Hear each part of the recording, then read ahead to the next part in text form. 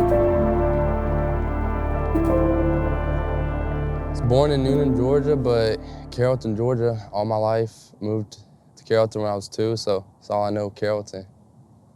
So you grew up in Carrollton. Yeah. What was your childhood like here? It was not like any other childhood, to be honest. My mom, she struggles with this illness called Crohn's disease. She got that when I was 3 years old. So she was in and out the hospital, surgeries, all my life. So I was constantly going to school, not knowing, is your mom gonna be okay? So yeah, and I went to Carrollton City Schools up until 8th grade. Then I moved to Bay Springs Middle School, played football there. Then went to Villarica High School, graduated there. So yeah. What would you say what was your relationship with your parents like growing up? It was good. For the longest, I didn't really understand why we had to go through certain things and I know it wasn't my parents' fault. My mom, she couldn't work. She was on a disability. And my dad, he didn't really have that great of a paying job. So I was looking at other kids for what they got for Christmas. They were getting bikes, shoes, and all that. And then we were getting Dollar Tree stuff. And at the time, I had a lot of anger. But now that I'm older and more knowledgeable and wise, I realize that that's not something that, they could control and I could control. And actually, if I could do it all over again, I would do that because that made me to who I am today and learn to value people and value time over money and expensive things. My thing that my parents, we lived in a hotel for about 2 years and they never made it seem like it was bad at all for us. They tried to keep their best spirits up about it and stuff like that. And that was just something that, impacted me greatly because they were going through the toughest time in their life and they never wavered in their faith or never struggled at all to us. And that's something I want to carry on. And even through all the trials and tribulation you have in life, just keep your faith in God and keep persevering in life. Your parents were very religious and Yes. bestowed that upon you? Yes. Do you think that has been very beneficial to your life as you grew up? Yes. Yes, honestly, yes.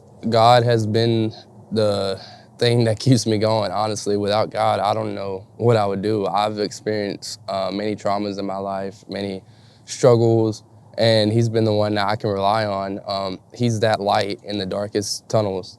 He guides me through it all, and honestly, I just continue to rely on God, pray, and that's something I've really been working hard on this past few months is getting my relationship stronger with God, and I feel like it's the strongest it's ever been, and I just want to continue to glorify him, give him all the glory, and be a faithful servant to him. You mentioned you had to live in a hotel for a little bit. Can you tell me a little bit more about that? Yeah, so we lived in a townhouse for a little bit, and my mom, she had to have surgery, emergency surgery, on her intestines, so that caused my dad have to miss work for 3 months, and that caused us to not be able to pay the rent in time, so we had to move, and we didn't have nowhere to go.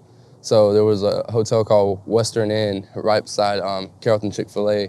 We lived there for about 2 years. The hardest part about it was at Christmas time, people were asking you what you want as a kid, and deep down, you don't tell them, but you want a room to yourself. You want, just stuff like that and the little things that most people wouldn't think about, you want. And we used to ride the bus and we would get dropped off at the hotel, but I would never tell my friends that I lived in a hotel because as a kid, you feel like that's embarrassing. So there was this ice cream shop, and I would say, yeah, my dad owns the ice cream shop and all that. But then the ice cream shop shut down. So I was like, yeah, he moved to Sears. He owns Sears now. But I would wait for the bus to pass by, and then I would take a trail to the hotel every day just so nobody would see. And yeah, the only people that really knew was a teacher that I had. His name was Mr. Carter, and his wife, Miss King. They knew, and they would come and bring snacks and stuff for us after school. And they're great people, so I really appreciate them. That sounds like it was a difficult time for your family. It was very difficult. That honestly was so hard. I remember I would have I would sleep on the floor. My mom and dad sleep on one bed, and my sisters would sleep in another bed, and I would sleep on the floor. But I was fine with that because as long as my family has a place to sleep, then that's all I care about. And I had this like little closet area. I had the Wii, and I would just play Madden in there. Yeah. And how old were you when this happened? I was 12, and then I was 11 when we moved in there, and I was 13 when we moved out. And so when you got to high school, what kind of kid would you say that you were in high school? High school, I had this confidence about me that I was like, the best, and I wanted to be like this class clown and stuff like that. And sometimes I took things a little too far as a class clown. I didn't take other people's feelings into account, which that actually shaped me into a day. And I realized you can be funny, but you also have to take other people's feelings because everybody's human. At the end of the day, what you're doing could make somebody else feel a certain way, and it could you don't know what nobody's going through at home and stuff like that. And I was doing some stuff that was stupid just to get a laugh out of my friends because I thought, oh yeah, I'm gonna be popular. And honestly, after high school, none of that matters. Like those friends I was making laugh, I barely talk to them today. Like it doesn't matter. So if I could go back in time and do it all over again, I would. I would be nice. I would be nicer to people, be kinder. But I grew from that and realized that in my senior years when I really realized that being nicer to people pays off. My best friend, Chase McDaniels, he passed away from cancer. But watching his battle with cancer made me really realize that nobody's promised tomorrow, so be nice. And he had this quote, today is the most important day, and that's something I still live by today. Every day, you're never promised tomorrow, so you have to make today the most important day while you're on this earth. No matter what that is that you're doing, you gotta be the very best at. If that's giving your all to God, if that's laying it all on the line for a job that you work at, just be the best you can, be the best human, just be great. When you were in high school, were you involved in any extracurriculars? Yeah, so I played sports. I did ROTC. ROTC was actually something that I didn't realize it until later on in life. Like now, it's something that changed my life. So it's Air Force ROTC, and their core values are integrity first, serve before self, and excellence in all we do. Integrity first is something that I really try to pride myself on. I always want to be honest from the jump with anybody I meet, and because you don't want to build a friendship, anything, workmanship, relationship, anything off of lies and deceit. So if you're honest and open about everything, then you're a trustful person. Serves before self. So I look at that as going out of your ways to help others, and I feel like I've embodied that a lot. So I try to make sure that everybody's okay with my friends. They've met all their needs. Sometimes I do that before myself, and I kind of get in this feeling where I feel like a superhero, but I know I'm not. I know I'm, human, but I try my best to make sure all my family, friends, loved ones are cared about. I'm going out of my way to service their needs before myself, and so that's something I try to do. And in excellence in all we do, whatever I'm doing, I try to be the best at. So whether that's running a mile, doing my graphic designs, serving the Lord, whatever, I want to give my all to that. It sounds like you are a very hard worker, and you really value achievement and excellence and going after what you want. Mm-hmm. Where do you think? Where would you say that drive came from? Honestly, the hotel and struggling as a kid. I want to make sure that my future family and my family now never has to experience that again. So I want to earn as much money as possible to where I can make them feel like they have nothing to worry about, and I want to let my future kids do things that I never got to do as a kid, like travel, get things in life and all that, but know that, that that you can be grateful for it and all that. So that's what drives me. And my mom, her sickness is something that really drives me too, because even with her sickness, she still tries her best to be the hardest worker around the house and tries like to inspire us, uplift us, and all that. So that like, if she's sick and can do that, I want to, try to be the best that I can do. What did you want to do after high school? Originally, after high school, I wanted to go into the Navy. That kind of got put on hold when I caught COVID and I got diagnosed with some heart conditions, and that really affected my life greatly.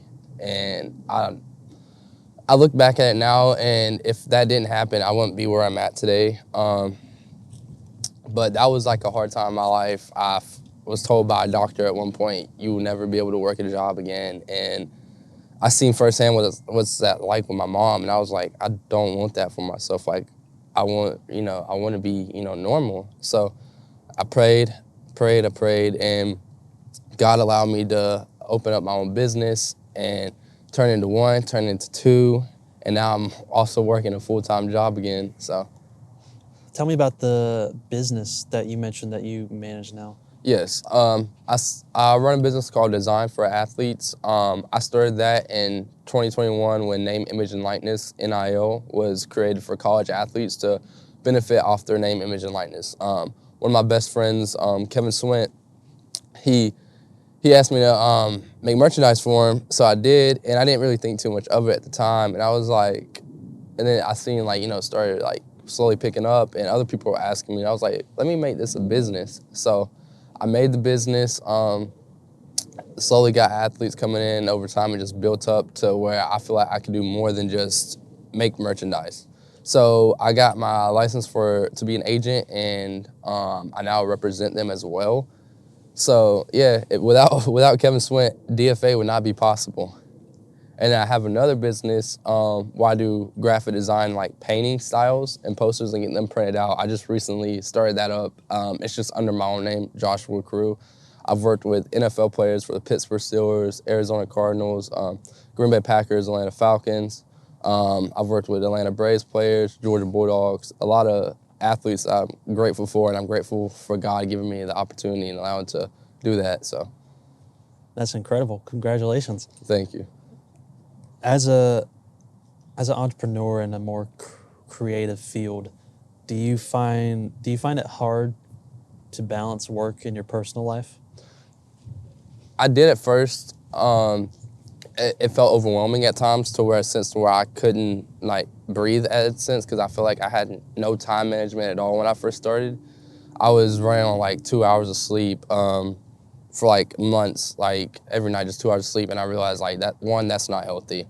Two, I need to put in a system to where I can do the things I want to do and have free time for my loved ones and stuff like that. So now I'm at a sense where I've been doing it for about 2 years. I have a good balance of time now and time managing. So no now, but when I first started, yes. What are some methods you've used to sort of improve that balance? I've been recently praying for at least 30 minutes to an hour a day. I have a prayer closet, so I will pray. I will plan my day out after prayer, and I will go in detail about like how I'm going to do it. So let's say I will do this design from like 10 a.m. to 12. Then I'll get ready for work, go to work from 2 to like 10 or 9, whatever that is, and then go home from 10 to like 12 at night, spend some time with quality time with my family, and go to bed at 12, wake up early in the morning, do it all over again. And I take Saturdays and Sundays off at my job, so where I can focus on my business, but also gives me time to focus, with my friends and family, to where I don't have that time during the week as much. How important do you think discipline is in trying to start a business? I think it's very important because if you don't have self-discipline, you will procrastinate a lot and kind of lose yourself in the business. Because there's going to be a lot of obstacles in life that you're going to face, especially running a business, and you're going to be met with a lot of failures and things that aren't going your way. But if you don't have that self-discipline to counteract it and turn those failures into learning lessons and bounce back from it and come back harder, then you really won't be successful. That's why a lot of people, I feel like, as business owners fail, because they don't have the self-discipline and the tenacity to overcome adversity whenever they have met a struggle or a building block in life. They want to take over that building block and go miles above it. But honestly, run a business takes time. It takes patience, and people just, you know, need to realize that if you can have discipline, you can do anything. And that doesn't mean that having self-discipline doesn't have to mean run a business. It can mean literally anything. Like if you're having self-discipline about yourself, like in everyday activities, not participating in these activities, not doing just simple things, just having self-control. Do you believe, as an entrepreneur and as a creative, as you're talking about self-discipline, do you believe in this idea of hustle culture that has sort of gotten popular among the recent years? That's like sort of that idea that you have to work harder than anybody else and sacrifice so much in order to get what you want?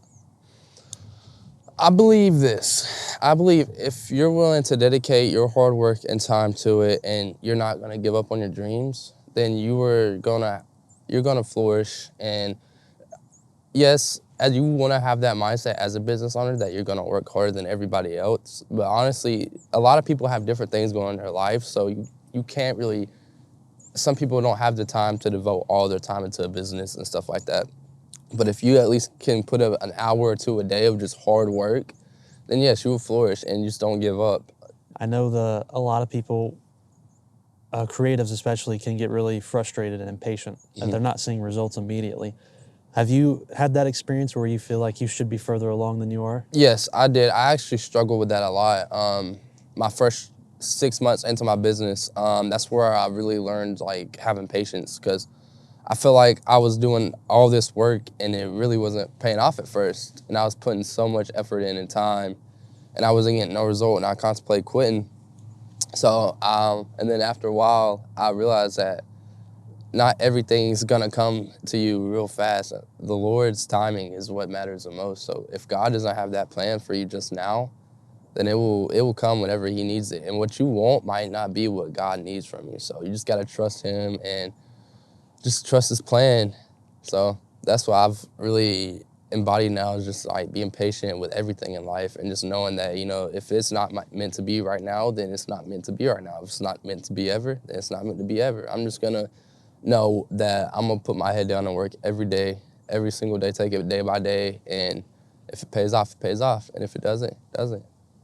Do you believe that there's a stigma around trying to monetize your creativity, trying to say, I'm a business owner, a graphic designer, I do this thing, as opposed to, the traditional 9 to 5 jobs that people get employed by? Have you felt any stigma around that, any criticism? Yeah, I felt a little bit of it, because some people are like, you need to go, you need to go get a real job. That won't work out, and all that. And in reality, I've been, making good money from it.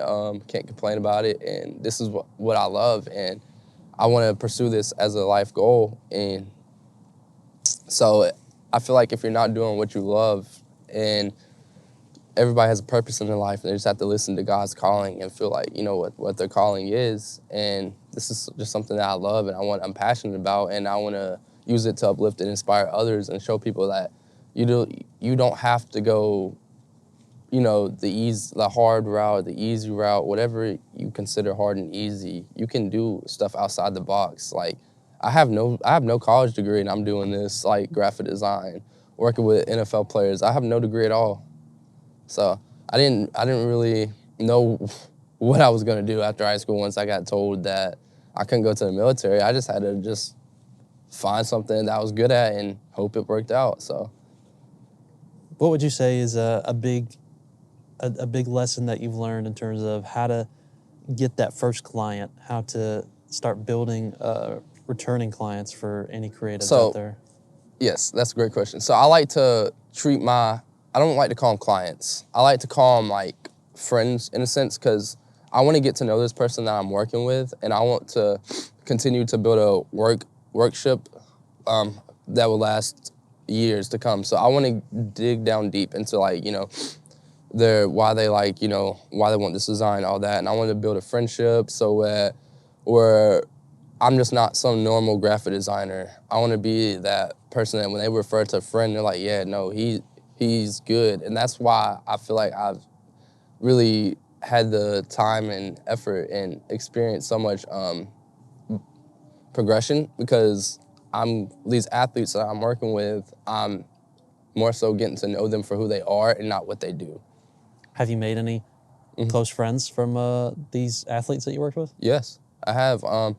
I've Marquise Waters. He was one of my first clients at DFA. He played for Texas Tech. Recently played for New York Jets in the NFL. He's one of my good friends. Nazir Stackhouse plays for University of Georgia.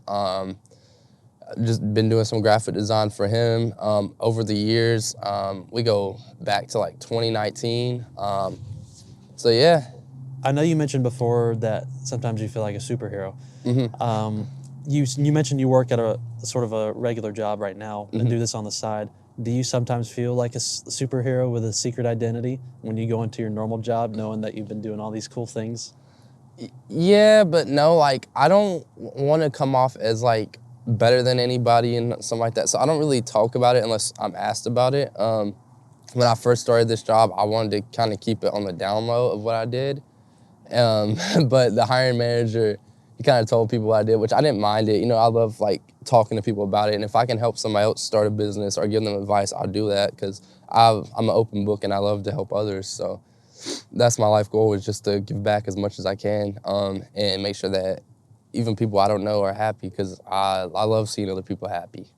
But to that question, yes and no, I guess. So it's kind of like a tricky situation. I don't go around gloating to like people at my job like, yeah, I'm a business owner. I do this. What are you doing? Nah, I don't do that. If people ask me questions, I'm like, yeah, this is what I do, you know, yada, yada, yada. And I'll be like, if you have any questions, like if you would like to do it, like if you want to get into graphic design, let me know. I'll give you some classes, some tips for free of charge. So, yeah. You talk about how you always want your family, your friends, other people's needs to come first. Has that ever been an issue with you in your personal life? Has it ever caused you to neglect yourself? Yeah. Yeah, it has. So recently I had found out my mom was diagnosed with an aggressive form of cancer. And I felt like my job as a big brother, as a son, as a friend, had to take another level of stepping up. And that caused me to kind of put myself last, in a sense. I wanted to make sure that my little sisters were okay and didn't have to worry about not knowing, you know, if their mom's gonna be okay after she has the surgery. Is she gonna be okay, you know? And I wanted to make sure that, you know, my parents knew that their son's strong and that he can handle this news and that he can be the rock. But in all reality, that my mom didn't want that from me. She wanted me, you know, to be open and honest about how I feel and not hide my feelings. And to my friends, I didn't want them to know that I was going through this tough, difficult time and struggle with, and I don't want to feel like I was being like a downer or nothing like that. So I try to hide the pain as long as I could, but I realized that, and that's something that I've been studying about in the Bible, is that being empathetic as a man is actually good and not bad, because people, as kids, we're told by our dads or other men that, you know, you shouldn't cry as a man, you shouldn't show feelings, it's weak, it's stupid, but in all reality, it's appreciated. In the Bible, it says Jesus wept, and that's huge. Like, if Jesus wept, anybody can weep, and it's actually showing that, you know, more emotion, and that's something that I've really been working on recently, is like being more open about how I feel and being more okay with, you know, just expressing my feelings and stuff. So, yeah. Do you believe in love? Yes, I believe in love. Love is a beautiful thing that, you know, I one day long for. Right now, only love I have is for God and my family, but, you know, one day. Have you ever been in love romantically? Yeah, I have. Can you tell me a little bit about that?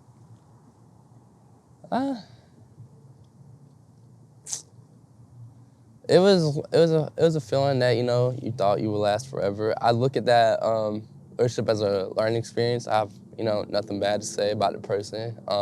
Grateful for the time that we spent together, but we were just two adults going on separate paths. And, you know, they're flourishing and I'm flourishing, and, you know, it's, you know, it's how it is. You just gotta, take it when you realize that, two people can love each other so much, but at the same time, they might not meant to be together. And that's okay, because God has already planned somebody out for you, and that person that you think is for you may not be for you. And you just gotta trust his plan. So after that happened, after we ended things, I took some time to reflect on myself and really build my relationship with Christ, and just told myself I'm not gonna, get into a relationship until God sends me somebody. And it looks like, there might be an answer to my prayers. So, yeah. What do you think is the most important aspect you're looking for in a romantic partner? First, they have to love God. God is like the most important thing in a relationship that I'm looking for in a partner. They have to have the same morals as me, be supportive, of the goals and all that. But honestly, it just all comes back to faith. And I want to, I just want to find somebody that loves God as much as me and loves God, that will willing to literally, do anything. So yeah, and person that I'm kind of, talking to now seems to do that. So yeah, I'm happy. Yeah, no complaints. Do you have any advice out there for people that are still searching for their person and haven't found them yet? Yeah, just be patient. Don't go actively out searching for it to where point it comes off as desperation. Just be patient. Just praying and just hope that, just be hopeful and just, build yourself up to the point like where, you are ready for a relationship and God will send you somebody your way. So. Would you prefer, or do you think it's better to meet someone in person or online first? I feel like it different that word I can say, but I feel like it depends on the person. Like this girl I'm talking to now, I met her online, and we talked for about 3 weeks online, and we met in person. And it honestly feels like it hasn't missed a beat. But there is some people who prefer meeting in person than online, because like at the end of the day, online you can be anybody you want to online. You can put this fake persona on, but when you're in person, that's when the real deal comes out, and that's who you find out true colors. So like either way, it doesn't really matter to me, because eventually you are gonna meet them in person one way or another. So yeah, it all comes down to just a preference. Do you have any regrets in life? No, I don't have any regrets, because I look at my life and it's like a book, and every chapter is a learning lesson for me. Do I wish I did some things differently? Yes, but I wouldn't go back and change it, because I learned from that lesson in life. So no, I don't have any regrets. I'm just taking it every day and just living. What's the most important lesson you've learned in your life so far? Trusting God, literally just giving your all to God, because being a faithful man, and just surrendering all to Him and glorifying Him in everything that you do, there's always going to be a reward in that. It's so rewarding and fulfilling to be able to share your testimony with other people and grow as a person. And yeah, it's just a great feeling. And I feel like as people, as a Christian, as myself, we tend to take for granted God's love at times, and that's just something that I've learned that's something you can't take for granted. And there's a lot of people I know that will only pray for things they want instead of things they need. Like I have some friends of mine that will literally just pray for a new car and pray for like money. I'm like, how can you do that when God's not going to provide you what you want. So He's going to provide you what you need. And, that might not be today, that might be tomorrow, that might not be in a few months, but He will provide it on His timing. So just stay patient. And that's like a huge lesson I've learned, is patience, consistency, and never take it for granted, God's love. Thank you, Josh, for sharing some of your story and sharing some insights. You're welcome. I appreciate it. And best of luck with you and your business and your romantic partner.